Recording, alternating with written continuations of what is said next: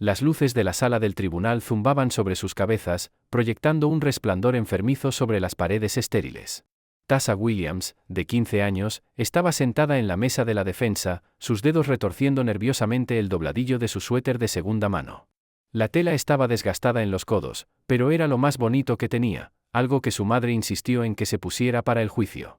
Al otro lado de la sala, Daniel Carter descansaba en el estrado como si estuviera disfrutando de un espectáculo. Sus zapatillas de diseñador golpeaban el suelo, su sonrisa burlona nunca se desvanecía mientras contaba su versión de los hechos al juez. Tenía el dinero en mi casillero, $200, en efectivo, para el viaje de la clase de último año, dijo, con una voz empapada de falsa sinceridad. Cuando volví después de la clase de gimnasia, ya no estaba. Y Tasa era la única que andaba cerca de los casilleros. El estómago de Tasa se retorció. Ella había estado allí, pero solo porque estaba recogiendo libros que había dejado después de dar tutorías. Abrió la boca para protestar, pero su defensor público, un hombre de aspecto cansado llamado señor Ruiz, le lanzó una mirada de advertencia. Espera tu turno. Antes de continuar, suscríbete al canal y cuéntanos de dónde eres. Veamos hasta dónde ha llegado esta historia. El juez Harold Grayson la observaba desde el estrado, sus labios delgados apretados en una línea de desaprobación. Era un hombre de unos 50 años, con ojos grises y agudos que parecían diseccionarla antes incluso de que hablara. Señorita Williams, dijo con voz áspera como grava, ¿tiene algo que decir en su defensa? Ella tragó con fuerza. No tomé nada, señor. Ni siquiera sé dónde está su casillero. Una risita se oyó desde el fondo de la sala, los amigos de Daniel, todos sentados en una fila con aire engreído. La expresión del juez se ensombreció. ¿Entiende que el robo es un delito grave, señorita? La garganta de Tasa se apretó. Quería gritar que lo sabía, que sabía lo que era no tener nada, ver a su madre fregar pisos hasta que las manos se le agrietaban, oír los susurros en la escuela sobre esa pobre chica negra con el papá muerto. Ella entendía mejor que nadie lo que era vivir sin nada. Pero antes de que pudiera hablar, la fiscal, una mujer pulida con un traje impecable, se puso de pie y deslizó una foto borrosa en blanco y negro por la mesa. Las cámaras de seguridad la ubican cerca de los casilleros en el momento del robo, dijo con suavidad. El aliento de Tasa se detuvo. La imagen era borrosa, pero era ella, caminando por el pasillo, con la mochila colgada de un hombro. Eso no prueba nada, argumentó el señor Ruiz, pero el juez levantó una mano. Suficiente. Su mazo golpeó la madera. Dadas las pruebas y las circunstancias de la acusada, me inclino a proceder con la sentencia. El corazón de Tasa retumbaba. ¿Sentencia? Ni siquiera le habían permitido defenderse correctamente. Miró desesperadamente hacia el fondo de la sala, donde su madre estaba sentada, agarrada al banco frente a ella como si fuera lo único que la mantenía en pie. El rostro de Evelyn Williams era una tormenta de furia y miedo. Evelyn supo que algo andaba mal en el momento en que Tasa llegó a casa con un aviso de la oficina del director. Acusación de robo. Policía involucrada. Marchó directamente a la escuela, exigiendo respuestas, pero la administración ya había tomado una decisión. Las grabaciones de seguridad eran inconclusas, las declaraciones de los testigos, todos amigos de Daniel, eran creíbles, y el dinero seguía desaparecido. A nadie le importaba que Tasa nunca hubiera tenido problemas antes. A nadie le importaba que Daniel Carter fuera hijo de un hombre poderoso. Ahora, sentada en esa sala, Evelyn observaba cómo el juez, ese hombre, prácticamente salivaba ante la idea de encerrar a su hija. Había pasado noches fregando los pisos de mármol de su casa. Había limpiado sus retratos familiares, ordenado la colección de zapatillas caras de su hijo. Lo había hecho todo en silencio, de forma invisible, porque la agencia pagaba por debajo de la mesa y no podía permitirse perder el trabajo. Pero ahora, se puso de pie. Su señoría. Su voz cortó la sala como un cuchillo. Todas las cabezas se giraron. Los ojos del juez Grayson se entrecerraron. Señora Williams, debe esperar su turno. No, dijo Evelyn, avanzando por el pasillo. Porque si espero, usted enviará a mi hija a la cárcel por un crimen que no cometió. La fiscal resopló. Su señoría, esto es altamente irregular. Evelyn la ignoró. Caminó hacia adelante, con la espalda recta a pesar del dolor en sus rodillas por años de limpiar pisos.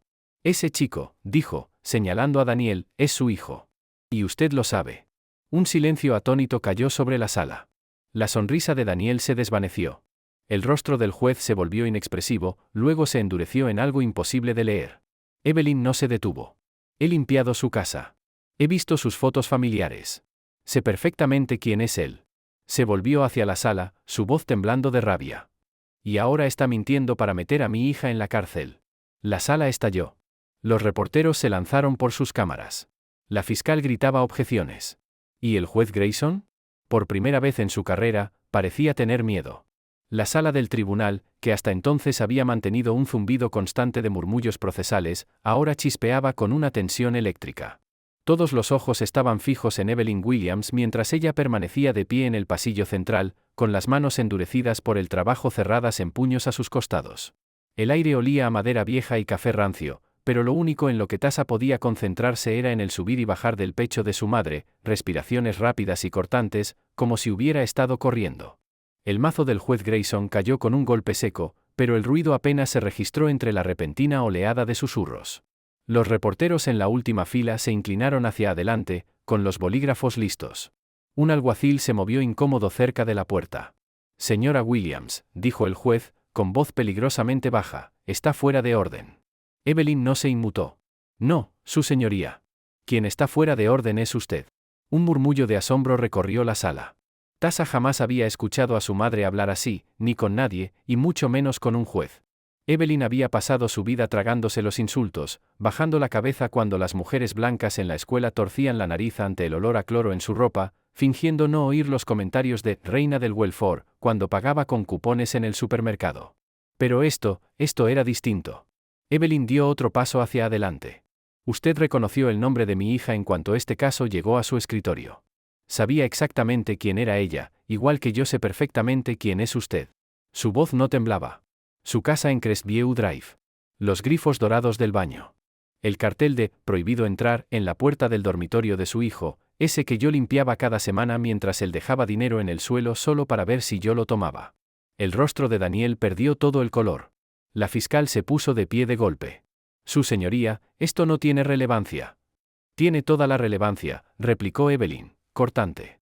«Porque su testigo estrella no es un chico cualquiera. Es el hijo del hombre que está decidiendo el futuro de mi hija». Por primera vez, el juez Grayson parecía acorralado. Sus dedos se aferraron al borde del estrado. La máscara cuidadosamente construida de imparcialidad judicial se resquebrajó por un instante, dejando ver algo crudo debajo, miedo. Y entonces, el caos. Sonó el teléfono de un reportero, un timbre agudo que cortó el aire. Alguien en la galería murmuró, «¡Santa mierda!». El alguacil dio un paso al frente como para intervenir, pero dudó, mirando al juez en busca de instrucciones. ¿Y Tasha? Tasha finalmente encontró su voz. «Mentiste», dijo, mirando directamente a Daniel. Su boca se abrió, pero no salió nada. El intento del juez de restablecer el orden fue ahogado por el creciente bullicio. Entonces, desde el fondo de la galería, una silla raspó ruidosamente contra el suelo. Lisa Monroe se levantó. Era una de las amigas de Daniel, una chica menuda con una coleta alta y chaqueta de porrista. Tasha la había visto cientos de veces en los pasillos, riéndose con el grupo de Daniel, sin dedicarle nunca una mirada. Ahora, las manos de Lisa temblaban mientras se aferraba al banco frente a ella. Yo necesito decir algo». La fiscal giró sobre sí. «Señorita, siéntese, que hable». La orden vino del jefe Reynolds, quien acababa de entrar por la puerta lateral, su placa brillando bajo las luces fluorescentes. La sala se silenció al instante. Lisa tragó saliva. «Se suponía que era una broma», dijo, apenas en un susurro. Daniel dijo que Tasha nunca tendría el valor de defenderse. Puso el dinero en su propia mochila antes de la primera clase. Todo fue planeado. Un segundo de silencio. Luego, «Maldita perra», escupió Daniel. Lisa se sobresaltó, pero no retrocedió. Él dijo que sería gracioso, continuó, ahora más fuerte. Que la suspenderían, tal vez la expulsarían. Que aprendería cuál era su lugar. Las últimas palabras estaban cargadas de asco, no estaba claro si hacia Daniel o hacia ella misma. La expresión del jefe se endureció. ¿Y las grabaciones de seguridad? Las mejillas de Lisa se encendieron. El padre de Daniel mandó a alguien a editarlas. No sé quién, pero, ya basta. Rugió el juez Grayson, golpeando su mazo con tal fuerza que el sonido resonó como un disparo. Pero no era suficiente. Ni siquiera cerca.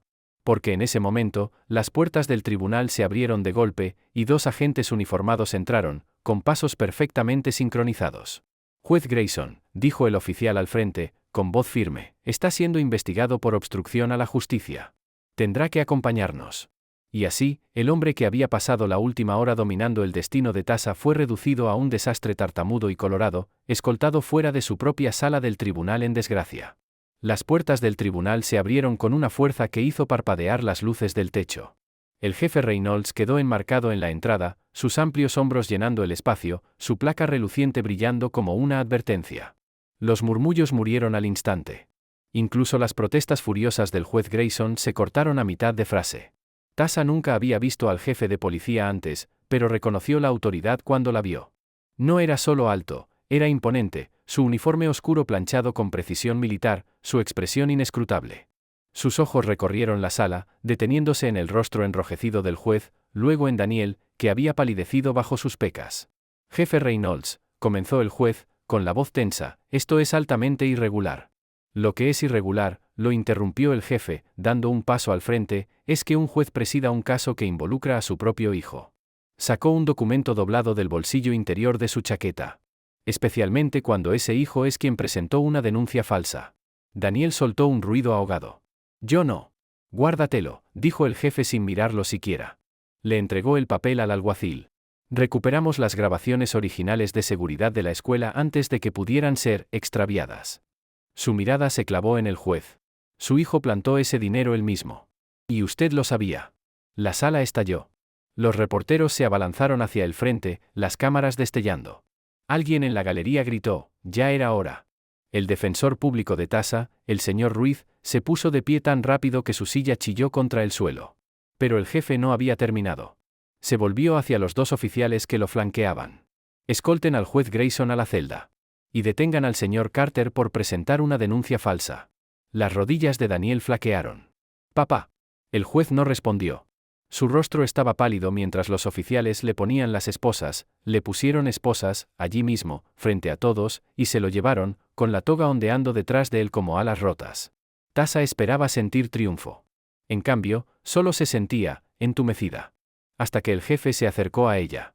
Señorita Williams, dijo en voz baja, los cargos en su contra quedan anulados. Con efecto inmediato. Y así, somplemente, todo había terminado. Los reporteros los rodearon en cuanto salieron del tribunal. Tasa. ¿Cómo se siente ser libre? Señora Williams, ¿demandará a la escuela? ¿Sabía que el juez era corrupto? Evelyn protegía a Tasa con su cuerpo, su brazo firmemente envuelto alrededor de los hombros de su hija mientras avanzaban entre la multitud. La luz del sol cegaba tras el aire rancio de la sala del tribunal. No regresaron a casa. En cambio, fueron directamente a la estación de autobuses, con sus pocas pertenencias metidas en 2 bolsos deportivos. Evelyn había vendido su anillo de bodas la noche anterior, por si acaso, había dicho, aunque ninguna de las dos quiso admitir qué significaba ese, por si acaso. Ahora, mientras el autobús salía de la ciudad, Tasa apoyó la frente contra la ventana y observó cómo su antigua vida se hacía cada vez más pequeña detrás de ella. La escuela donde nadie le creyó. El apartamento con el techo con goteras. El vecindario donde los policías la miraban como si ya fuera culpable de algo. ¿A dónde vamos?, preguntó en voz baja. Evelyn le apretó la mano. A algún lugar mejor. Nota final: esto no fue un final feliz. Los finales felices no existen para chicas como Tasa, not en un mundo donde el hijo de un juez puede usar el sistema como un arma con una sonrisa, donde la verdad solo importa cuando alguien poderoso se ve obligado a aceptarla. Pero fue un nuevo comienzo. Y a veces, eso es suficiente. No olvides suscribirte y dejar un me gusta. Significa mucho para nosotros.